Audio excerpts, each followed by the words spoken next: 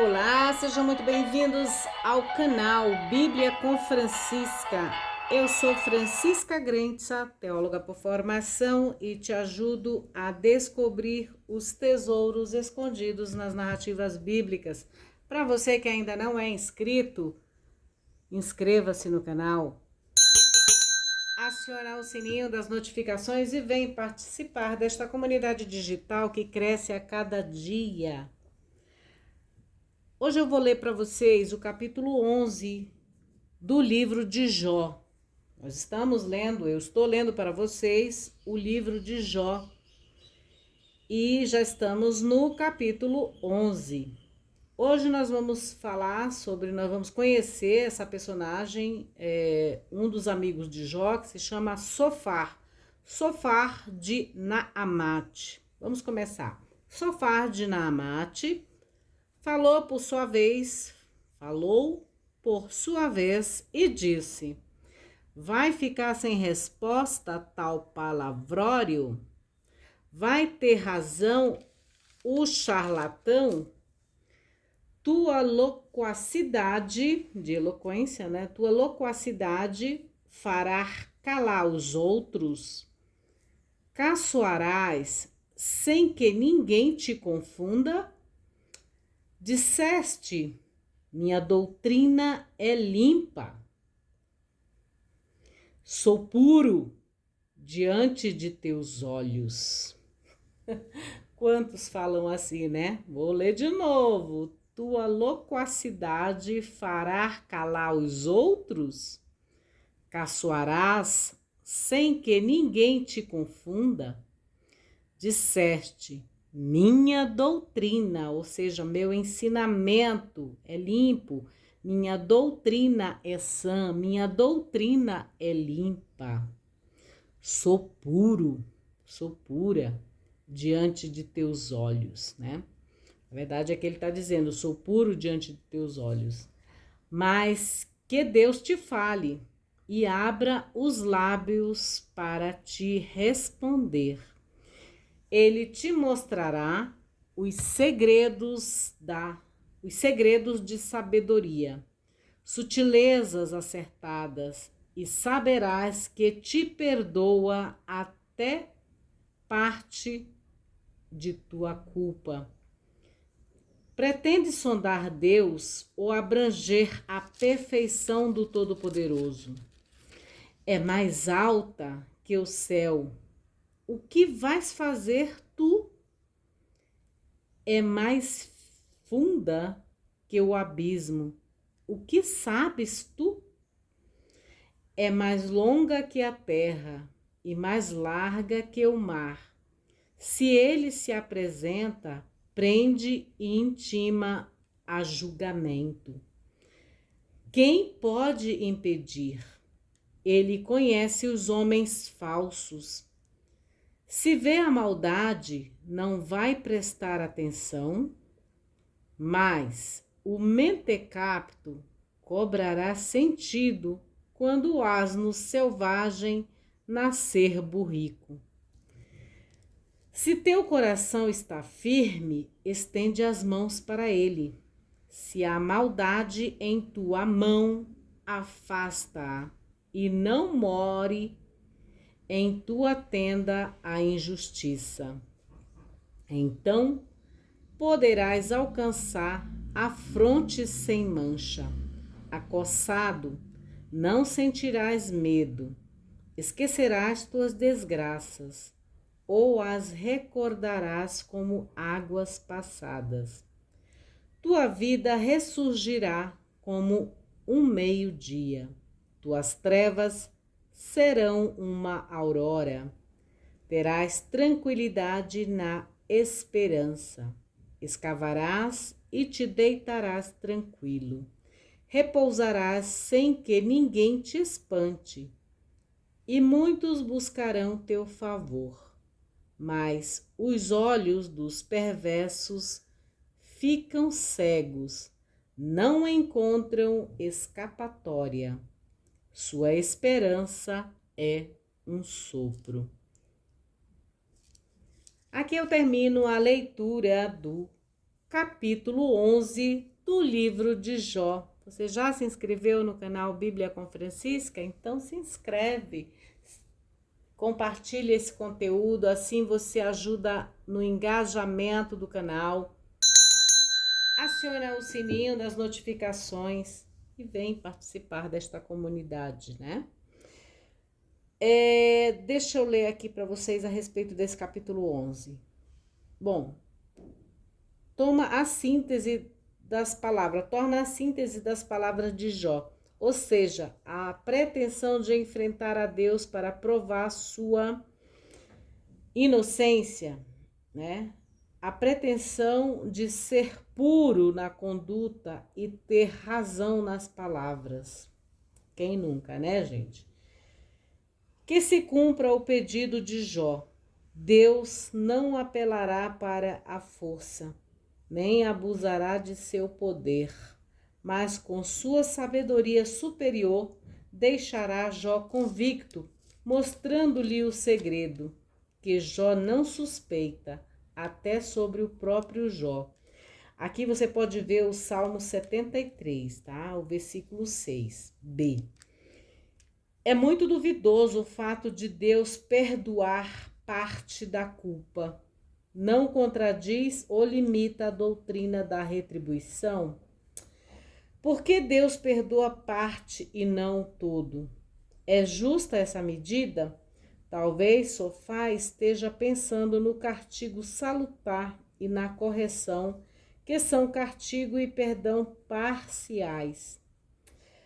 A imensidão de Deus é exaltada com referência às 4 dimensões cósmicas: alto, profundo, largo e longo.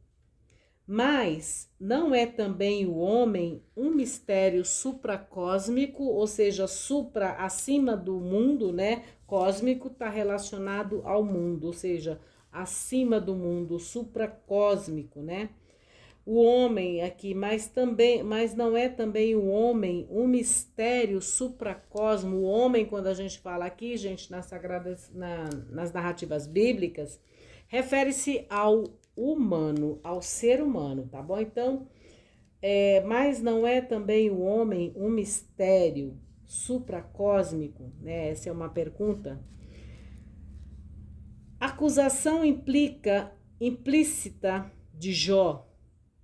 É Deus quem intima o homem e não o contrário, como pretendia Jó. No capítulo 11, versículo 12, diz assim: a forma proverbial é disparada contra Jó, incapaz de aprender ou domesticar-se. Aí você procura ver o Salmo 32, versículo 9, Salmo 73, versículo 22 e Provérbios 30, versículo 2. O que significa isso, né? Jó é incapaz de domesticar-se, ou seja, de aprender. Nós, às vezes, não temos essa nós não somos, às vezes, incapazes de aprender alguma coisa com os nossos erros. Quantas vezes nós somos arrogantes no sentido de, eu vou lá ajudar aquela pessoa, aquele fulano, não sei o quê, porque tá assim. E aí a gente toma na taraqueta porque não era pra gente ajudar, não era pra você se meter na vida dos outros, cuidar da vida dos outros, de repente você foi lá e aí se lascou, né?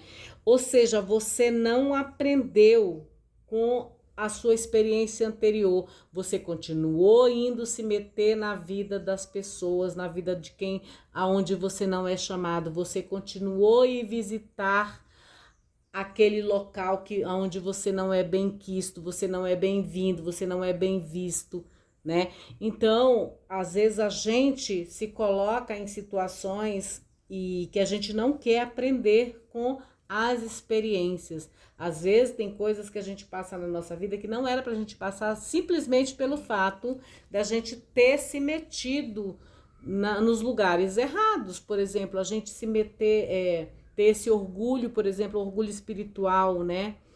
E e achar que a gente é tão poderoso, eu vou lá e faço uma oração para aquela pessoa e não sei o que, de repente não é assim para o filho, para o marido, para a irmã, enfim, essa questão de eu sou poderoso, minha oração vai dar certo. A gente se mete em lugares espirituais onde a gente não é chamado, em território espiritual, sem ser chamado, né? Então, olha só, e às vezes a gente toma, tá, não aprende, não aprende. Então, aqui Jó, né, nesse caso aqui, ele não consegue se domesticar. Mais ou menos também quando alguém não gosta da gente. Poxa, você sabe que a pessoa não gosta de você. Por que você vai insistir estar na presença desta pessoa? Por que você fica bisbilhotando a vida desta pessoa? Sabe? Então, a gente não aprende. Tem que aprender, gente. Olha só, o Jó, nesse sentido, não era domesticado, não queria aprender, né? Então, existe muito isso, essa questão também dos abusos espirituais. O que é um abuso espiritual? É alguém achar que é tão superior espiritualmente, na sua espiritualidade, quanto outras pessoas. Às vezes porque frequenta grupos, ou frequenta grupos filosóficos, ou igrejas, enfim, tem um monte assim, essa questão do abuso, de fazer prosélitos, tem que vir aqui, se você não vir aqui, você não é evoluído, sabe? Tem todo esse lado. Então a gente tem que ter muita atenção com isso, é a questão de não aprender, né? De você não aprender a respeitar, essa é a palavra, a respeitar o desejo, a vontade, a vida das outras pessoas e até mesmo a sua vida. Você fica às vezes mendigando uma atenção, tentando fazer com que aquela pessoa se torne seu seguidor, prosélito. Enfim, eu tô falando em relação à religião, tá, gente? Então, por isso que eu digo sempre, você está aqui porque você gosta. Eu não obrigo ninguém a vir aqui, entendeu? Agora, se não gosta, não vem, entendeu? Você tá perdendo seu tempo aqui se você vem sem gostar, tá bom? Então, tem esse lado também de não ser ensinável, né? Então, aqui fala justamente dessa questão de Jó, não aprender ou não se domesticar-se, né? E depois, deixa eu ver o que mais, em 11 e 15 diz, responde a questão 10, 16 e 9. E a enumeração que se segue soa como um oráculo de salvação, com múltiplas reminiscências. O que é salvação, gente? Salvação, você se salva quando você compreende algo.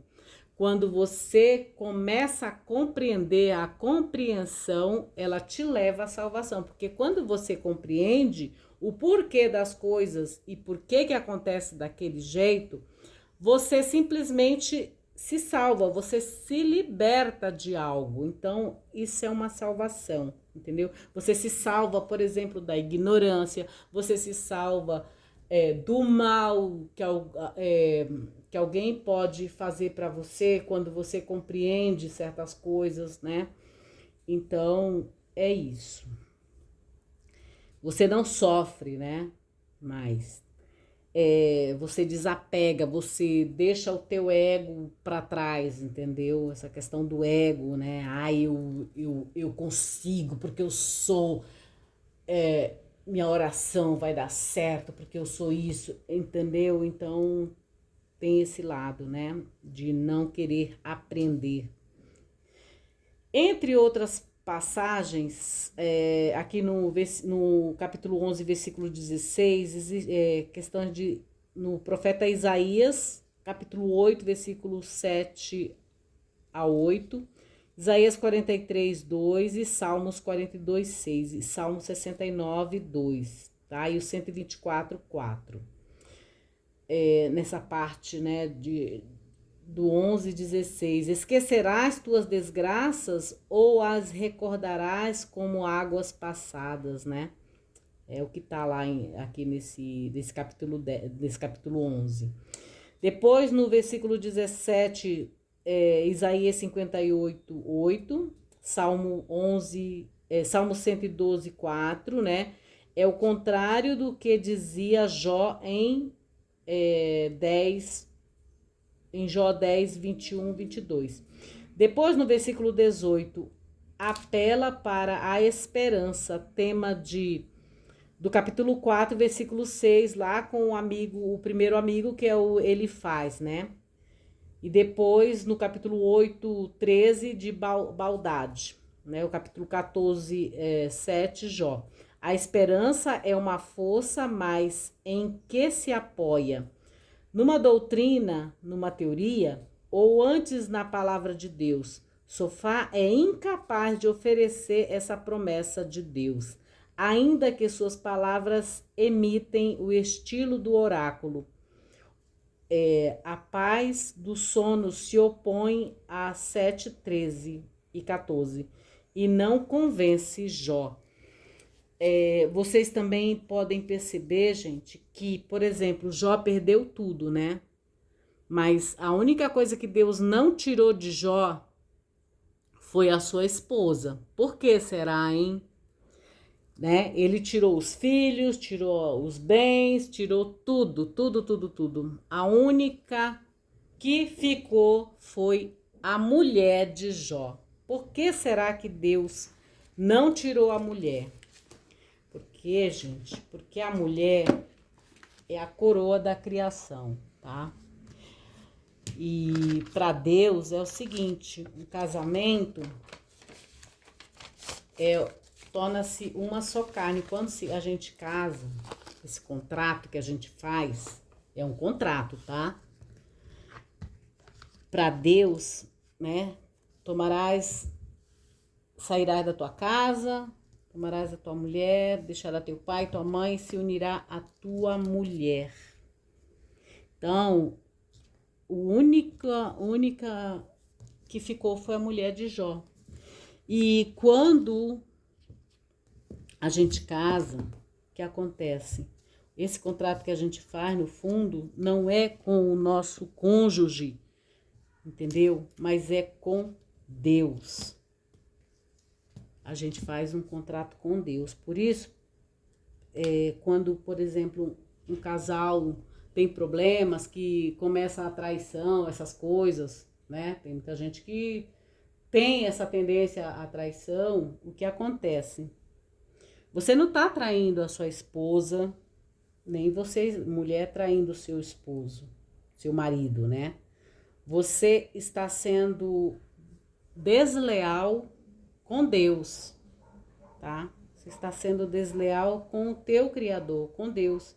Porque o contrato, na verdade, não é com a outra pessoa, não tem nada a ver com a outra pessoa, tem a ver com o teu caráter, com a tua lealdade com Deus, com o teu Criador.